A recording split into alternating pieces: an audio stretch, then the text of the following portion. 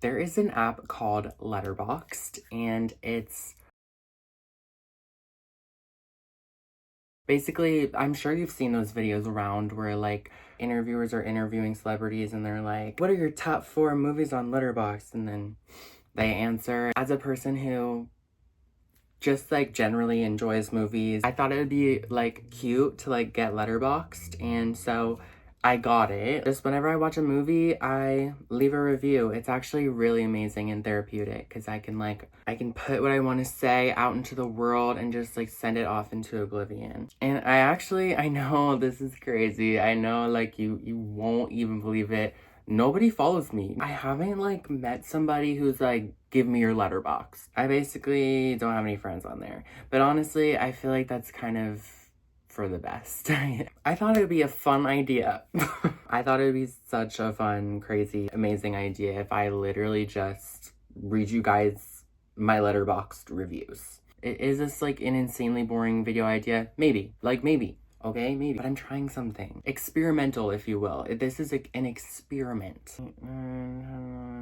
Okay, so I have 13 reviews. Okay, so I have my computer here. I don't know if I told you that already, but I'm going to basically create a little wheel, like one of these little guys, and I'm gonna put all of the dates that I left these reviews into this spinner. Also, this is just the most random list of movies you'll ever see in your entire life. It genuinely is just every movie I've ever watched in the span of 2 months. Also, I literally have not watched many movies recently. 13 movies, I feel like that's not that much in like 2 months. I mean, that's like 1 a week. And what is the point of doing this spinner wheel? Absolutely no point. I just wanted to do it. I just wanted to do. Okay, oh my god, wait, I don't want to get like this in the reflection. Is this too bright? Let me know. Wait, maybe I should lower it. Okay, here we go. Oh, it has sound.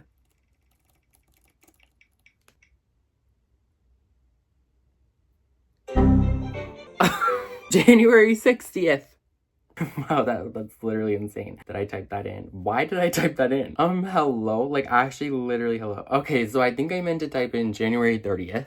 I narrowed that down. Okay, so the movie I watched on January 30th is called Send Help. And you probably already know about it since it recently came out in theaters, but I'm gonna do a fun little thing where I read you the description.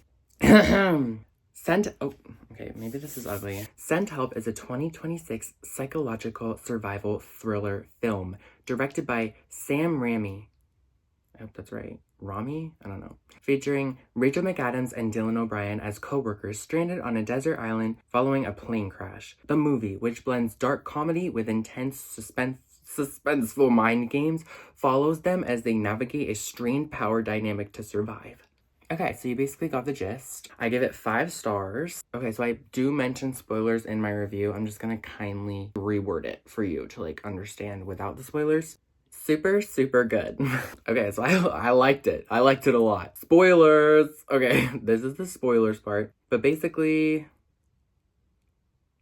to sum it up, I predicted the ending. I basically knew exactly what the plot twist was, and I kind of had it in my brain, but it wasn't in a way where I was like, oh my god, this movie is so predictable. It was kind of more in a way where I was like crossing my fingers for it to happen. Like it would be amazing if like this happened, and then it literally happened that exact way. So I just thought that was kind of cool, like whatever. Genius. Okay. Continuing on past the spoilers part, I love both Rachel and Dylan in this freaking movie. Rachel more, obviously. They were at an absolute 10 in every scene. I was totally pondering whose side I was on, like on and off. And I'm still pondering, but I'm definitely on Rachel's side.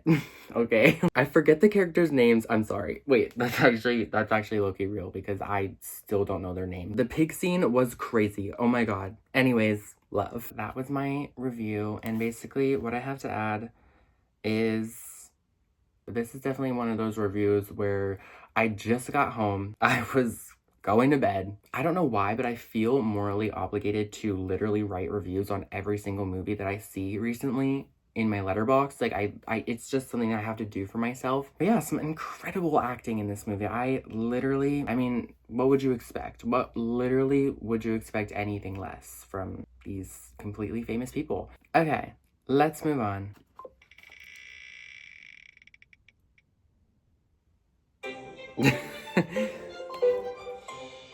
December 16th. Okay, so I only did one review in December.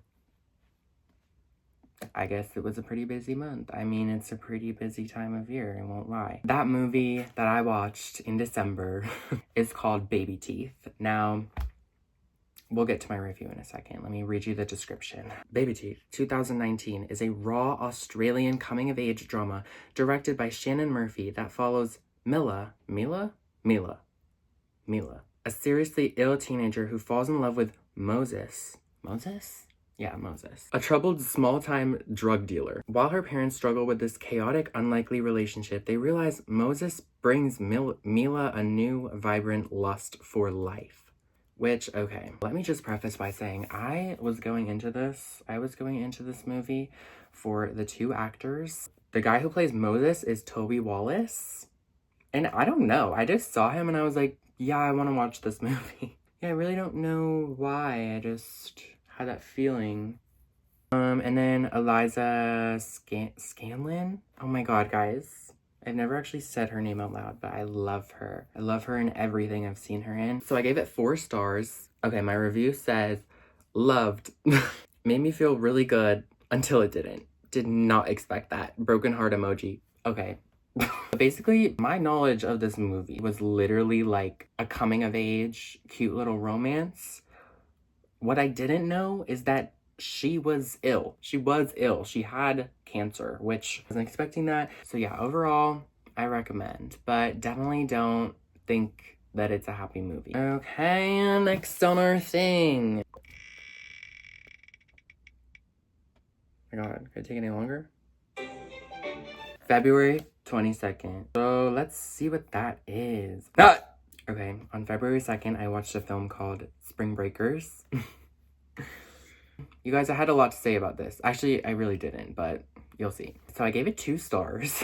Basically, oh yeah, let me read the description. What am I doing? Spring Breakers 2012 is a neon-soaked crime drama film written and directed by Harmony Korine, following 4 college girls played by Vanessa Hudgens, Selena Gomez, Ashley Benson, and Rachel Korine. Oh, okay. I was just about to say I don't know the 4th girl, but the 4th girl and the director have the same last name, so I'm assuming that's probably why.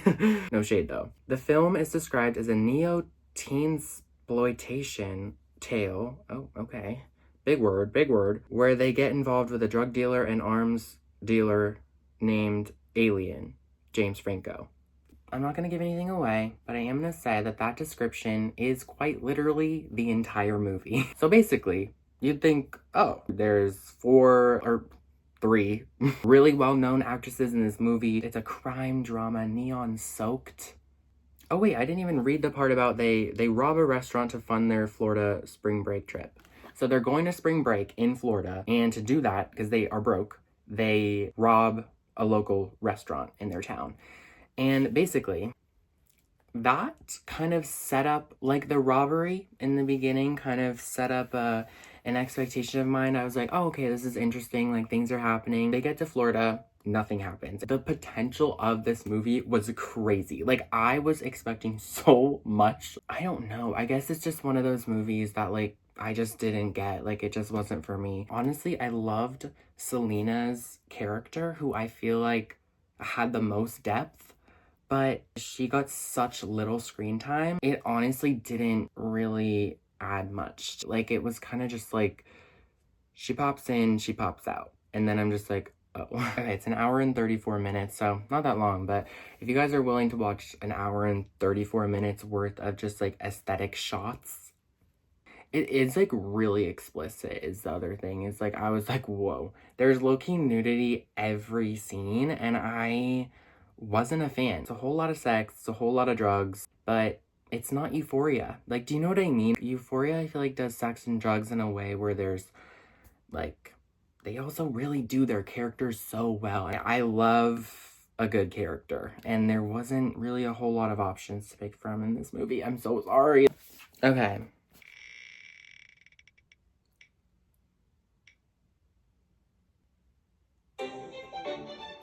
Yes. February 2nd. The movie I watched on February 2nd was called Twinless, another Dylan O'Brien movie that recently came out. Twinless 2025 is a dark comedy drama about two men, Roman, Dylan O'Brien, and Dennis, James Sweeney, who also, I believe, directed this or wrote it or both or something like that. They form a fast codependent friendship, but their bond is jeopardized by secrets, including that... Oh! I don't know if this is a spoiler. Dylan O'Brien's character Roman is struggling after the death of his twin brother, Rocky, who is also played by Dylan O'Brien. He joins a support group for bereaved twins where he meets Dennis, and they unite and get together by their loss of their respective twins, and they become fast friends. I do have to say this movie gave me a lot. Okay, let me just read this movie made me so anxious, like so freaking anxious, but it was really good. I liked how sad and weird it was, and I hate to be that guy, but I totally did predict the ending. Like, or not like the ending, but like one of the plot twists. Like, I was like, I know what's gonna happen. Like, I hate to be like so narcissistic and just be like, oh my god, like I literally know everything, but like I genuinely there was a scene and I was like, this is gonna come back as this, and it did. I would recommend this movie. I gave it 4 stars and a like. It made me so anxious though. At the risk of potential spoilers, I'm just gonna say, like, this movie is really hard to watch at times. It's so awkward. There's secrets, there's lies.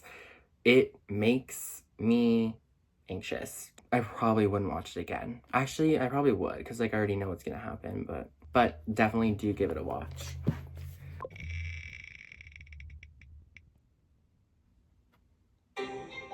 Okay, so I'm aware that that says January 11th, 3. This is because I have 3 movies listed for January 11th. This is around the time when I downloaded letterboxd, and then I had these 3 movies I wanted to leave reviews on. I did watch them on different days, but I was too lazy to go back and see when I actually did. So here we are. Okay, the movie that I saw on a similar date around the time of January 11th is Table 19, which this is a weird one for me because I've always loved Anna Kendrick as an actress. I literally have watched like everything that she's in, including Trolls. I've literally seen everything she's in except for this movie, and it was weird because like I saw this when I was like younger. And I was like, I want to watch this so bad. Like, for some reason, I really wanted to watch it. I knew nothing about it. And I gave it a watch, finally, after all these years. So the description is, Table 19, 2017, is a comedy drama film about a group of wedding guests considered misfits or distant acquaintances placed at the farthest table from the actual reception? I don't know. Eloise, Anna Kendrick, the ex-girlfriend of the bride's brother, yeah, I know, it's crazy, joins these strangers to find connection, comedy, and unexperienced personal growth. This sounds really corny, and it was. It was kind of corny. It was kind of funny. I'm not crazy about it, but it was cute. Like, anyways, brings me to my review. I gave it 3 stars. I said, very cute movie, kind of sad, in a melancholy way. Great ending. Again, I was writing this in a hurry, as you could probably imagine. I literally listed 3 movies under the same day, but it was exactly that. I actually did not have a huge opinion about it. I literally just watched it and I was like, all right. It just wasn't the best. It wasn't the best, but it wasn't the worst. You know, I wouldn't shame it. It was a good ending. I wouldn't say great. I was kind of hoping for a little bit of like something different at the end there, but I won't talk about it because it's spoilers. But okay, guys, the movies that we've reviewed in this time are not the most interesting reviews that I've left. It's a lot of talking. I don't know if I like that. I like that laugh. This is like the most awkward part, I think. Okay, January 11th. Oh my god, again! This movie I actually did watch on the 11th, called The Housemaid. Now, this review is literally, all I said about it was so good, yes, I loved it. So I'm gonna spare all of that. Probably already know what it's about. It's basically, I'm just gonna say it off the top of my head. It's, This girl, oh my god, I actually have to look up the description. Like, based on the 2022 bestseller, the 2025-2026 film The Housemaid is a psychological thriller directed by blah blah blah blah blah, starring Sydney Sweeney as Millie, a struggling woman who takes a live-in job for a wealthy couple, Nina, Amanda Seyfried, and Andrew Brandon. The film, which features intense twists and dark secrets, follows Millie as she becomes entangled in a dangerous, seductive game. Basically, it starts off as really predictable, and you probably can literally predict what's going to happen by seeing the first, like, 20 minutes. And it does happen that way. And then there's a twist. And I literally was sitting in that theater thinking, what could possibly be going on here? I couldn't predict it. And it was really good. I actually loved it. It was so good. Like, I left the theater and I was like, that was a good movie. And I did give it 5 stars, and I did give it a like. It was insanely corny at times, like insanely corny. Like, I think Amanda Seyfried was so good in it. She was so amazing. Sydney Sweeney, a little corny, but it's like, it's kind of just, it's what you get with her. It's like, she's either amazing or she's like a little corny, and like, that's okay. Okay, next up. And you know what? I'm gonna take away the other January 11th because it's not an interesting review and I don't feel like talking about that movie, so I'm just not gonna do it.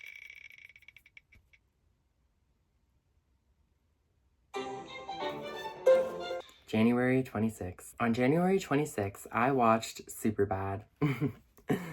You probably already know this one again, but I'm required to read the descriptions, I decided, so. Superbad, 2007, is a raunchy, heartfelt coming-of-age comedy. It follows codependent high school seniors Seth, Jonah Hill, and Evan, Michael Cera, as they try to secure alcohol for a party to lose their virginity before graduation, resulting in a chaotic, adventurous night. I think this was my 3rd time watching it, and let me tell you, I literally did not even mean to put it on. I was sitting in my bed, and I was doing something, like I don't know, I was doing something, and I was like looking at movies at the same time. I just saw Superbad, and then I literally just clicked play and put it on.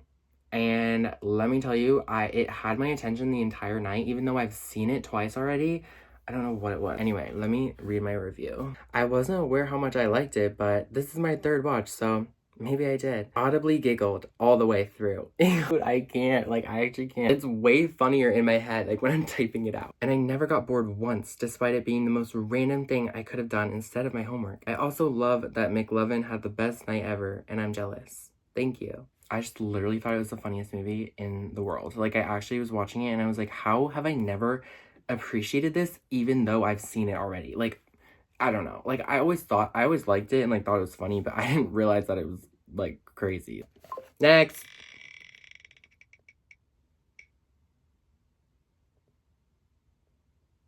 My hand is tired. January 20th. Oh my god, this is a loaded one, guys. This is a crazy one. Like, this got me going. Okay. On January 20th, I decided to watch the movie Dog Soldiers, which, let me just read you the description. Dog Soldiers 2002 is a British action horror film directed by Neil Marshall, where a small British army squad on a Scottish Highlands training mission is hunted by a pack of werewolves.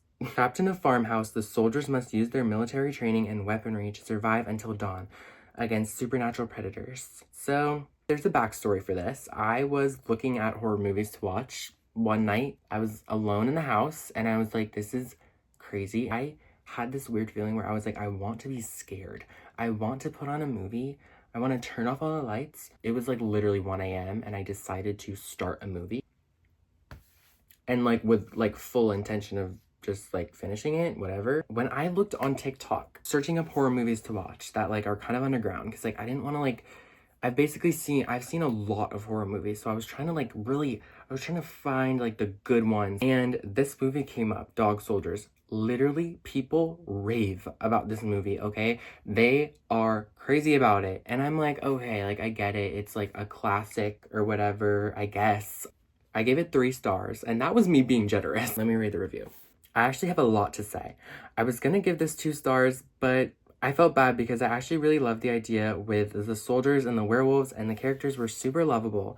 I very much appreciated the experience. However, The werewolves were like never shown, and the battle sequences gave me all the same vibe. I went into this expecting something amazing, since that's what I've heard, and it turns out it's kind of just one of those things people love, and it's not that good. It reminded me of a god-awful movie I never want to pay another mind, Night of the Living Dead, which, that's crazy. I was required to watch this movie for a class, Night of the Living Dead, and let me tell you, actually gagged me with a chainsaw before forcing me to watch that ever again. Anyways, at times this movie was extremely corny in the exact same way as Night of the Living Dead, which made me want to stop watching it.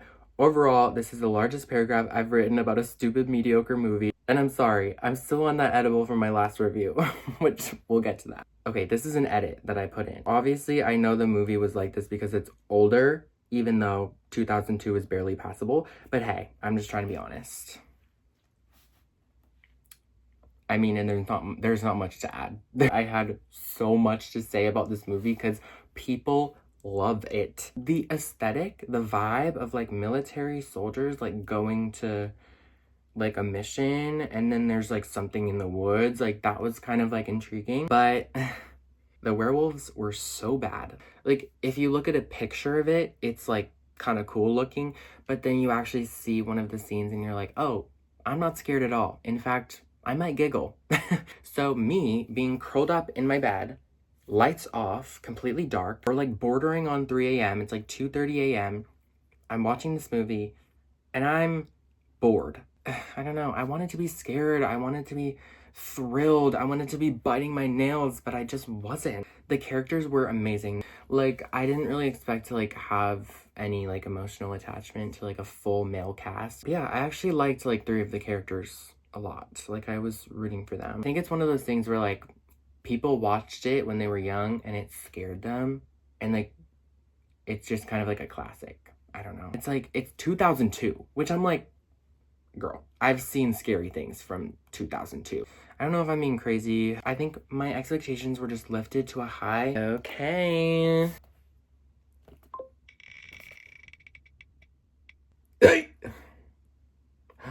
February 4th. Okay, sorry, just, yep, excuse me. February 4th. Okay. So on February 4th, I decided to watch, again, this was kind of late at night, The Lion King 2, Simba's Pride. The Lion King 2, Simba's Pride. The Lion King 2, Simba's Pride, 1998, is a direct-to-video animated sequel to Disney's The Lion King, focusing on Simba and Nala's rebellious daughter, Kiara. She falls in love with Kovu, a lion from the banished Pride, the Outsiders, raised to kill Simba by Scar's follower, Zira. The story highlights themes of prejudice, unity, and romance. Okay, wait. Wait, let me read the description and then let me give you my thoughts. So, I gave this 2.5 stars. I said, okay, perfect sequel where? Because everything I've literally seen about this movie is everyone's like, oh my god, I love this movie. It was the perfect sequel. Perfect sequel. I've heard that phrase about this movie so much. Continuing on with I'm sorry, but the music is not nearly as memorable as the first movie, and I honestly remember liking Kiara way more than I do after this rewatch, because this is a childhood movie of mine. Also thought this was gonna be a dark, mysterious romance with a hot, banished from Pride Land's lion, but it's not like that at all. It's not dark or mysterious. I don't know, kind of a letdown. I'm sorry, it's like not bad though. Like, why is this my most passionate review? The Lion King was my favorite movie as a child. I had a lot of favorite movies actually, but this one was really huge. And so The Lion King 2, Simba's Pride, I remember it as this like dark, like mysterious romance. I think because I was so young, but I was severely infatuated with the male lion in this movie. Kovu. I thought this movie was gonna be so much darker than it actually was, and like, I don't know, I think that was just a me thing. Like, now that I'm like thinking about it, it actually was pretty good. Like, it was a pretty good sequel. It just, my expectations again got the best of me. I think the inner child in me was a little disappointed because the adult version of me just can't experience that anymore. Everyone has also said that the music in the second movie is amazing. And let me tell you, I did not like a single song. They were not even listenable. I was listening to the villain song and I was like, Oh, I was like, oh my God. Okay, continuing on. Okay, February 25th. This is the most recent review I did. The movie I watched is Bones and All. You probably have heard of it again, but I will read the description. Bones and All, 2022. It's a romantic horror road trip film directed by Luca. Another hard last name, I'm sorry. Focusing on Marin, Taylor Russell, and Lee Timothy Chalamet, two young cannibals navigating love, addiction, and abandonment in 1980s America. It is a coming-of-age story about outcasts searching for belonging while struggling with uncontrollable urges to eat human flesh. I gave it 5 stars. I gave it a like. My review is really boring. Beautiful and scary. I loved it. This is my second time. I hate that old stupid man. It's 2 a.m. and my eyes hurt. Let me live. Yeah, that won't really make sense unless you watch a movie, but there's an older man in the movie. He's creepy and weird, and I hate him. And it was hard for me to watch. This movie is so good, so comforting. This is how I remember it. It's comforting and it's sweet, like it's romantic. They are cannibals, but they don't want to be. The only issue is every time I think about this movie, I do only think about the good things, and then I actually give it a watch and I'm like, okay, this is extremely unsettling and I really don't want to watch this. And there's really hard to watch parts because it is very gory and it is kind of an uncomfortable theme, cannibalism, and it's scary. It's kind of scary because they're like teenagers, I think, but they're like alone, they're on the road, they're on their own. Why did that kind of like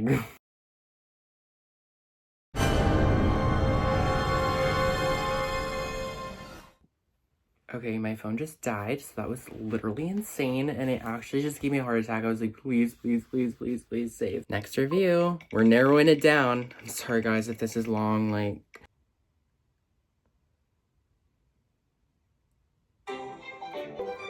February 22nd, hey. No, February 21st. Why did I say 22nd? Okay, this one's a crazy one. So on February 22nd, I watched Donnie Darko.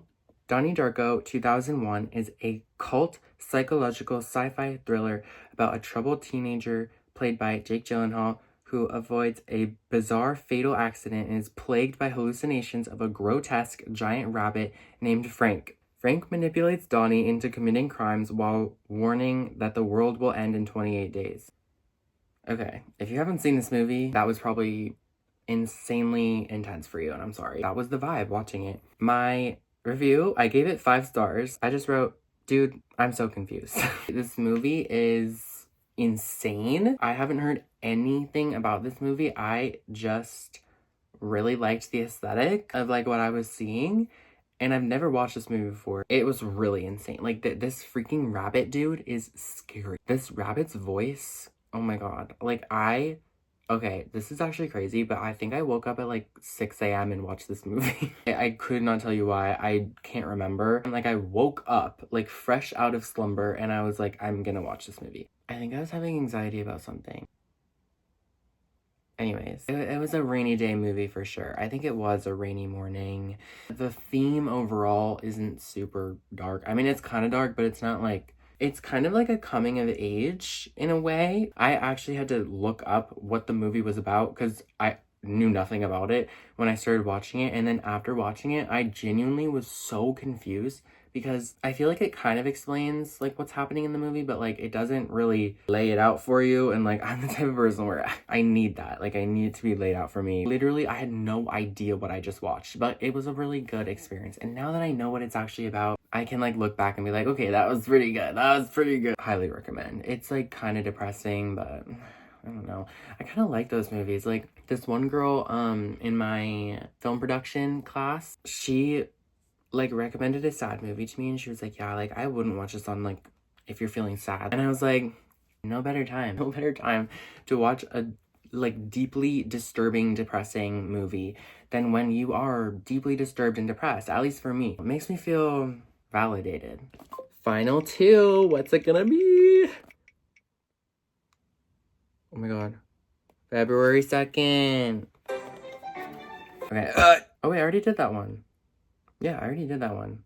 So actually, January 21st. This movie that I watched on January 21st is called Smiley Face. It stars Anna Faris, who's the funniest woman alive. I love her so much. Let me read you the description.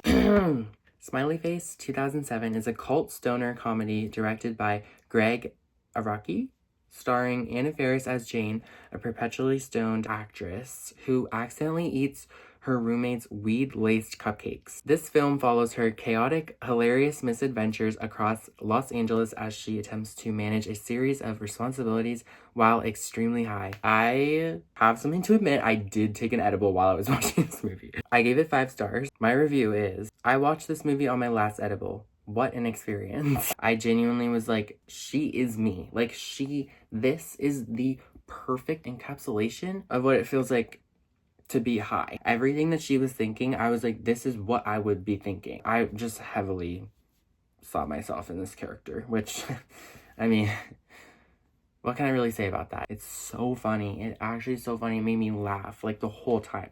Okay.